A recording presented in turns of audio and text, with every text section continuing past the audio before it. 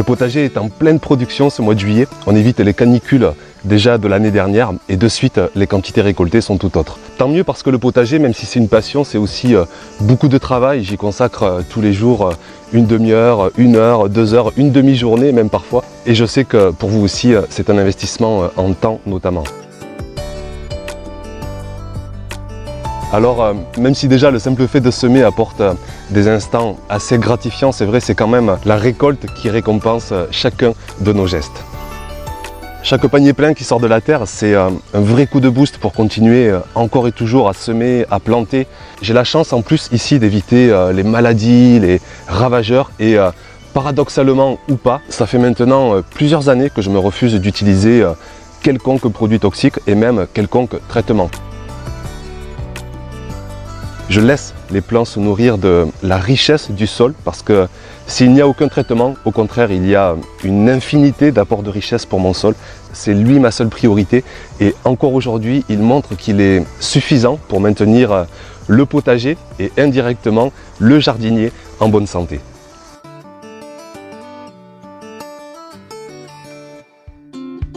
S'il y a une culture emblématique de l'abondance actuelle, c'est bien elle, la courgette. Même avec 5 plants seulement, on en a de tous les côtés, des vertes, des jaunes, des polices, des peaux rugueuses, des longues, des tout arrondies, un vrai festival.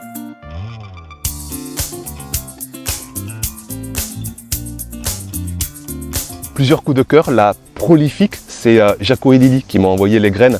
Allez voir leur chaîne, je vous mets le lien sous la vidéo. En plus, ils sont à l'autre bout de la France, ça vous donne une autre image, une autre saisonnalité du potager. D'autres variétés encore, la Coutor, cette petite courgette, alors juste sautée à la poêle avec des patates sautées, elle aussi. Je ne vous raconte pas le bonheur, c'est très simple, mais comme souvent, c'est très bon. La verte des maraîchers, très classique, mais on assure toujours le coup avec elle. Et la ronde de Nice, assez classique elle aussi, est parfaite pour faire notamment des courgettes farcies.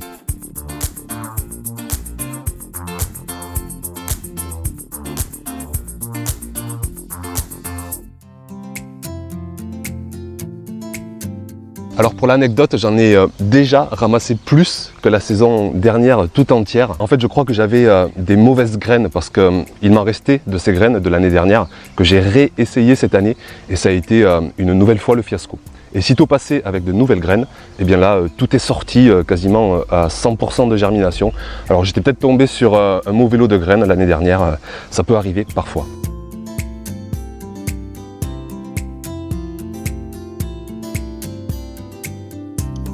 Je suis particulièrement heureux des haricots grimpants. Alors ici, vous le voyez, ils sont souvent à la mi-ombre.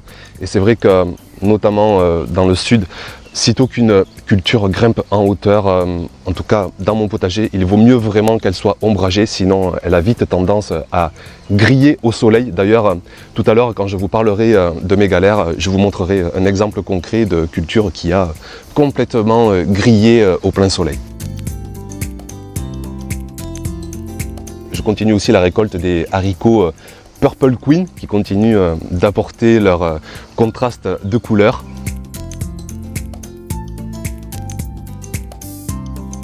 Et puis je prépare déjà mes récoltes pour la toute fin d'été. Comme le potager est plein, je sème en godet 4 ou 5 graines dans chacun. Et sitôt qu'une place se libère, j'implante quelques-uns de ces godets en pleine terre. Là, on est une dizaine de jours plus tard. Je viens de récolter quelques pieds de pommes de terre, on le verra tout à l'heure. Et voilà un bon mètre carré qui se libère. Alors, je prends mes godets directement dans la brouette, transport direct jusqu'à la place libérée et direction donc la pleine terre pour ces haricots. D'autres récoltes encore du potager que je vous partage cette fois en version potager réalité. Simple ambiance du potager pour, je trouve, avoir plus de prise de conscience encore de récolter tous les efforts en fait, du travail à espérer produire sa propre nourriture.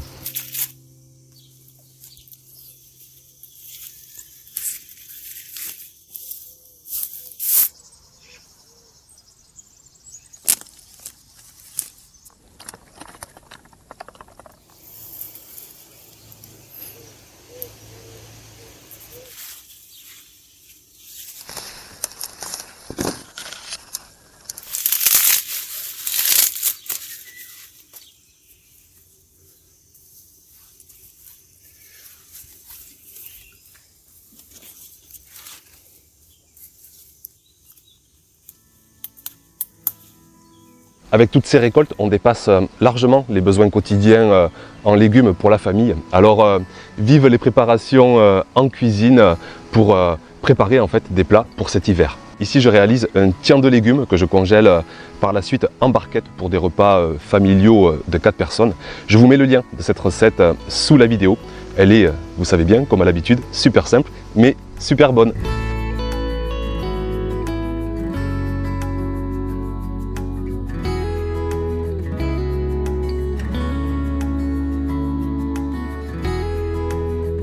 Cette année, mes tomates arrivent très tardivement à maturité, du vent, beaucoup de vent tout le mois de juillet, tout le mois de juillet aussi. Et les tomates n'aiment pas trop ça pour bien rougir, notamment l'éthylène qui s'évapore et qui empêche la tomate de bien rougir. Et puis comme depuis de nombreuses saisons maintenant, des températures qui sont constamment au-dessus des 30, 32, 34, 35 degrés, alors que normalement les maximales de saison sont autour des 29 degrés. Et rien de pire pour les tomates comme pour l'ensemble du potager d'être au-dessus des 30 degrés. Le potager, il est comme le jardinier, il aime bien avoir des températures entre 23, 25, 28 degrés. C'est vraiment là le cœur de température idéal.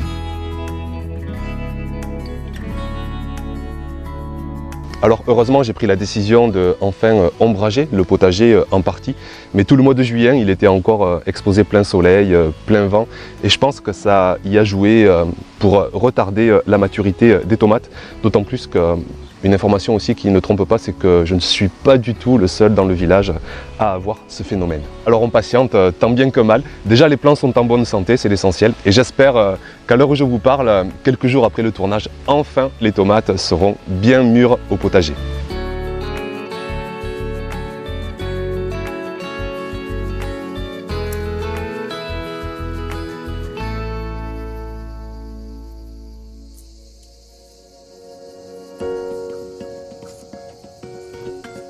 Cette première quinzaine de juillet, j'en profite aussi pour récupérer des petits gourmands de tomates ou même des gourmands assez bien développés que je mets directement dans des récipients en eau pour leur faire développer de petites racines.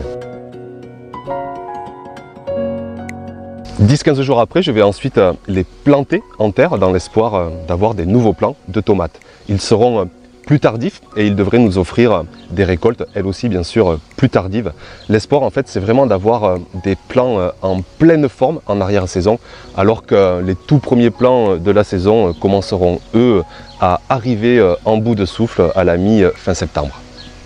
Je les ai mis entre deux rangées de betteraves. Il y a même maintenant un plant de courge qui commence à courir. Et je les ai mis aussi un peu à la mi-ombre. La place manque en ce moment au potager. Il est encore complètement plein. Alors j'essaie de trouver le moindre petit espace de disponible. Comme c'est une culture gourmande et que j'enchaîne en plus mes cultures, et aussi je rajoute le fait que j'ai beaucoup de carbone dans le sol, tous mes paillages de foin, de paille, de broyat, tout ça, ça se mélange chaque fois que je fais des petits trous dans le sol, tout ça se mélange sur les premiers centimètres et je ressens vraiment comme un petit manque d'azote. Alors je mets un peu de sang séché, ça pourrait être mon urine, mais j'en ai pas du tout assez pour tout le potager. Alors je mets un peu donc ce sang séché pour espérer avoir la meilleure fertilité qu'il soit. Alors par contre, la priorité absolue, c'est vraiment l'eau. Même si les gourmands ont de petites racines, ils n'ont quasiment aucune autonomie en eau les premiers jours. Et il faut vraiment apporter cette ressource en abondance pendant au moins une semaine. Comme d'habitude, c'est à nous de veiller sur ces bébés plants comme si on était quelque part des parents. Et puis rapidement, en grandissant, ils vont devenir adultes et se débrouiller pratiquement tout seuls.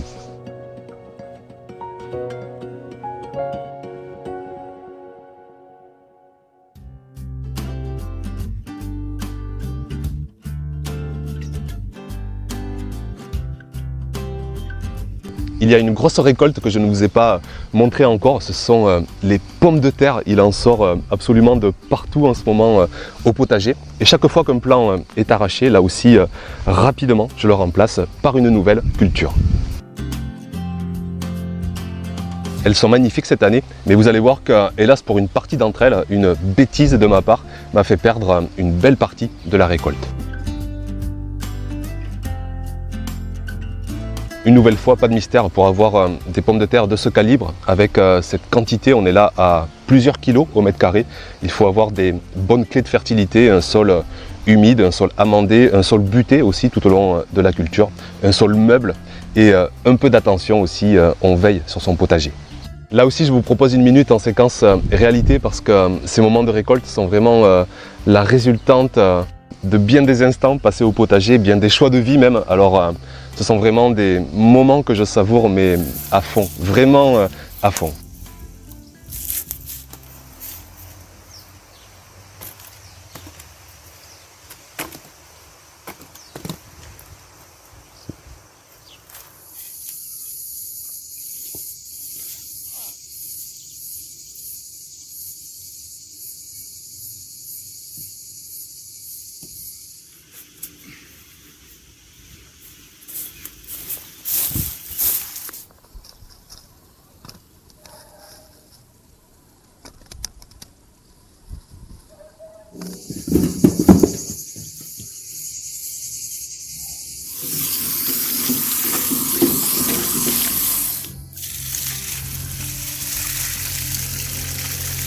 Seulement sur ce coup-ci, l'histoire finit pas très bien. J'ai oublié un cajot entier de récolte, plusieurs kilos, en plein soleil. Et il se trouve qu'on est parti à la montagne en fait tout un week-end. Il y faisait bien frais, sauf que pendant ce temps, il faisait ici un des premiers gros coups de chalumeau de l'été avec 33, 34, 35 degrés. Alors j'imagine même pas au plein soleil. Et sitôt revenu, déjà visuellement, je me suis rendu compte que c'était pas très joli pour ces pommes de terre. Alors je me suis aidé du site Effitia, je vous le conseille d'ailleurs, sitôt que vous avez un symptôme, une maladie quelconque. Vous êtes tellement nombreux d'ailleurs à me poser des questions sur des maladies alors que je n'y connais pas grand chose, pour ne pas dire rien du tout. Et sur ce site c'est très bien fait. Là par exemple je suis allé sur pommes de terre, tubercules, taches, et j'ai pu rapidement faire un diagnostic. C'est le cœur noir en l'occurrence qui résulte justement d'un mauvais stockage à trop forte chaleur, manque d'aération, et les pommes de terre ont comme pourri. Alors elles ne sont pas complètement perdues, elles iront au compost de surface, elles vont nourrir la fertilité biologique de mon sol. Mais bon, déjà qu'il nous manque des pommes de terre pour passer toute l'année, eh bien cette année, cette saison, il nous en manquera un petit peu plus. D'être dans les galères, je vous en partage une autre avec ma nouvelle structure de cette année. Alors elle marchait superbement bien tout ce printemps avec des plants de concombres, des plants de haricots kilomètres. Et puis simplement l'été est arrivé par là. Et comme c'est la seule structure qui n'est pas ombragée du potager, vous voyez ce que ça donne. J'ai beau arroser jour après jour, les plants grillent littéralement au plein soleil. Alors je vais récolter mes derniers concombres, les haricots kilomètres. Je ne vais jamais en voir le jour parce qu'ils sont stressés, parce qu'ils ont trop chaud. Ils commencent déjà à monter en graines alors qu'ils devraient grandement s'allonger. Alors bien sûr j'en retire des leçons, il faudra que j'ombrage cette structure comme j'ai fait pour tout le reste du potager. C'est vraiment à chaque jardinier de s'adapter au mieux à sa région. Je sais que au contraire vous êtes de nombreux jardiniers à rechercher de la chaleur, du plein soleil, sitôt que vous êtes dans des régions plus au nord, même à vous mettre sous serre. Mais par ici ça va être plutôt l'inverse, surtout moi en plus qui jardine uniquement avec des graines anciennes. Ce sont quand même des graines assez fragiles, assez sensibles, sitôt qu'on sort des conditions idéales de fertilité. Et à moi de tenir compte de cette leçon pour au mieux adapter cette structure pour la saison suivante.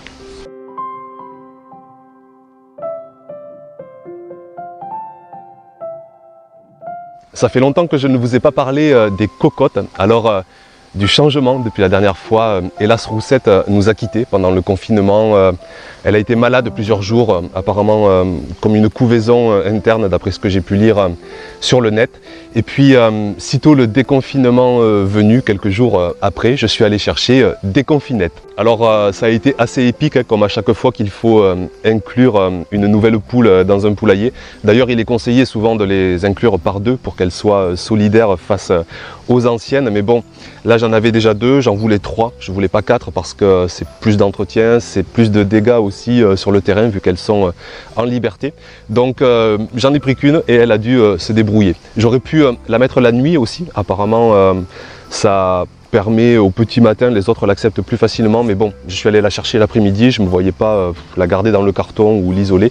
Donc je l'ai livrée à elle-même sur le terrain et elle a dû se débrouiller. Et puis les jours passant, déjà avec Noiraude, elle était plus gentille avec elle. Cabriole, c'est un peu la chef, donc elle était un peu plus dure. Et puis maintenant, là on est à plus d'1 mois, mais déjà 15 jours après, elle a commencé à être bien intégrée, elle a commencé à s'approprier tout le terrain. Et déjà, elle est devenue ma meilleure pondeuse. Elle pond, ça y est, tous les jours, alors que les autres sont un peu plus flemmardes. Elles sont plus vieilles, il fait chaud en ce moment et elles font qu'un œuf tous les 2 voire tous les 3 jours, alors qu'elle, elle est partie à pondre tous les jours. Par contre c'est marrant, hein, au début ce sont des petits œufs, ils sont presque 2 fois plus petits que ceux de Noiraude ou Cabriole. Mais bon voilà, maintenant tout se passe bien. Alors par contre pour l'anecdote assez marrante, c'est que regardez, là on est juste derrière ma maison, vous voyez ma jolie bétonnière, un joli arbuste, et regardez qui se décide à passer ses nuits par ici. C'est des confinettes, ça fait 2 fois que je la prends la nuit pour la mettre au poulailler, mais elle veut rien savoir. Elle est bien par ici, elle verra bien quand les nuits plus froides arriveront, peut-être qu'elle se décidera d'elle-même à aller dormir au poulailler. Je finis cet hebdo avec quelques plantations, parce que même en plein été, on peut continuer de semer, de planter au potager. Alors cette fois-ci, ce ne sont plus mes plants, parce que j'ai fini de semer et planter mes centaines de propres plants. Et là maintenant, je me dépanne avec un petit producteur juste à côté de chez moi. Comme à l'habitude à cette période, sitôt qu'une place se libère, j'enchaîne avec de nouvelles cultures. Et donc ici, c'est une fois les pommes de terre récoltées que je plante tous ces nouveaux plants au potager. Voilà pour ces diverses actualités de mi-juillet au potager. N'hésitez pas à vous procurer le livre du potager pour vos vacances. En plus, il est assez épais pour faire un bon oreiller sur la plage ou sur quelconque transat, et accessoirement, il pourra vous aider à mieux préparer encore votre potager pour la saison prochaine. Je vous dis à très vite pour une prochaine vidéo. Prenez soin de vous, de vos proches, profitez de ce bel été, et puis à très vite donc pour une prochaine vidéo. Ciao ciao!